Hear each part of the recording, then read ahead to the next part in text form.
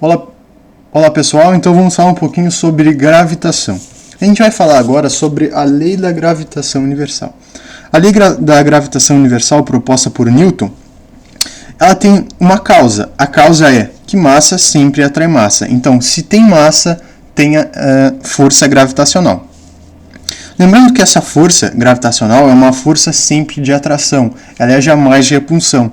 Se massa atrai massa, é uma força de atração e não de repulsão, né?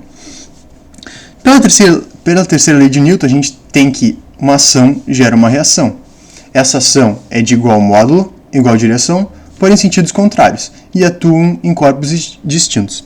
Então a gente tem aqui um exemplo, eu tenho um planeta de massa mzão e um satélite, um planeta menor de massa mzinho.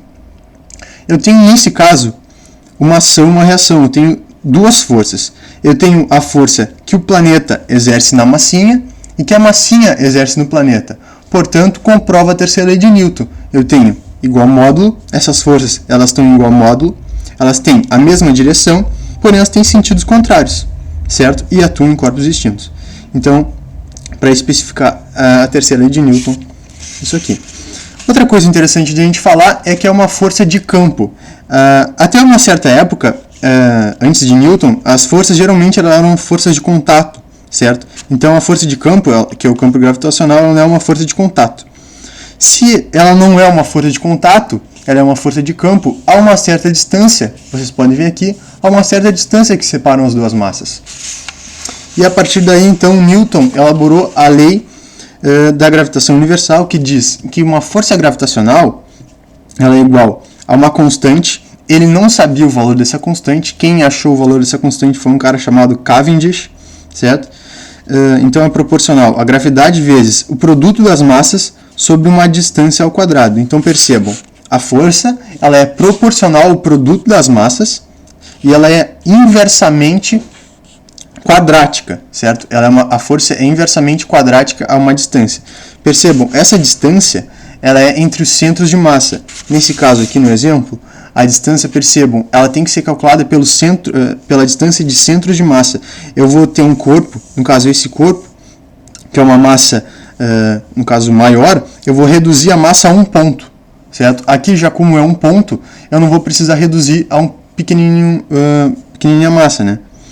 Já é uma massa pequena, eu não tenho que calcular o centro de massa, porque é um ponto, né?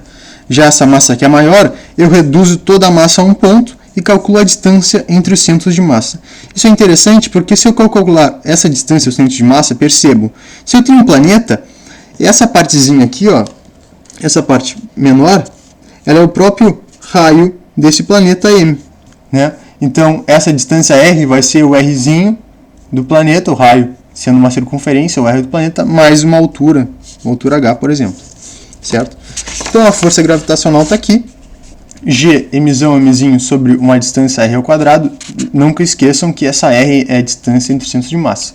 E essa constante de gravitação universal, que não foi descoberta por Newton, e sim por Cavendish, ela é uma constante que foi achado o valor, que é 6,67 vezes 10 na menos 11. Percebam, é vezes 10 na menos 11.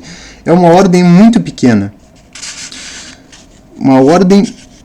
Ela é uma ordem muito pequena.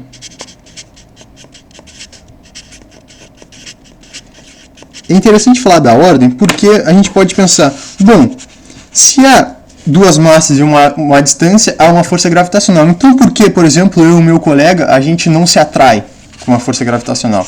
A questão é que por essa ordem ser pequena e as massas de duas pessoas, por exemplo, serem, sei lá, 50, 60 quilos, por ser 10 na menos 11, o número é muito pequeno. Então a força gravitacional é praticamente desprezível, vai ser um número muito pequeno. Por isso que a gente não vê duas pessoas se atraindo, por exemplo. Já um planeta, nesse caso, e uma massa, percebam que a massa do planeta é muito grande. Por exemplo, a massa da Terra é 10 na 24. É uma ordem muito grande, que consegue supor essa ordem, consegue sobrepor essa ordem de 10 a menos 11. Então, se eu tiver uma massa grande, certo? Uma massa grande, eu vou ter uma força gravitacional existente. Mas se eu tiver massas pequenas, essa ordem aqui não vai ser desfeita, certo? Porque essa ordem é pequena, então eu tenho que botar um valor maior, certo? Para suprir essa constante. E percebam, essa constante tem as unidades, né? Eu vou falar um pouquinho das unidades. A força é dada em Newton, certo? Massa, as massas são dadas em quilos, e o raio não, no caso, é a distância entre centros de massa, é dada em metros, tá? Essa constante, eu não tenho que ficar decorando, não vou decorar tudo isso aqui, né? Geralmente essa constante é dada. Mas só para a gente fazer uma reflexão, se a força gravitacional é gravidade, massa, constante gravitacional, produto das massas sobre a distância entre os centros de massa ao quadrado, eu posso dizer que a unidade dessa gravidade, certo, vai ser, o que eu fiz foi multiplicar a força, eu estou fazendo uma análise dimensional aqui, certo, eu quero saber a dimensão dessa gravidade. Então, eu passo multiplicando esse R, então eu vou ter força gravitacional vezes R ao quadrado, sobre o produto das massas igual a gravidade.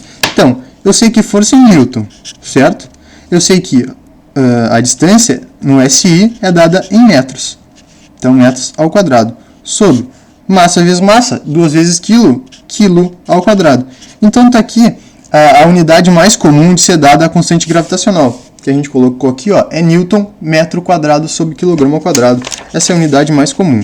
A gente sabe também que se uma força é uma massa vezes uma aceleração, certo? Eu tenho que a força que é dada em newtons é quilograma metro por segundo ao quadrado, certo?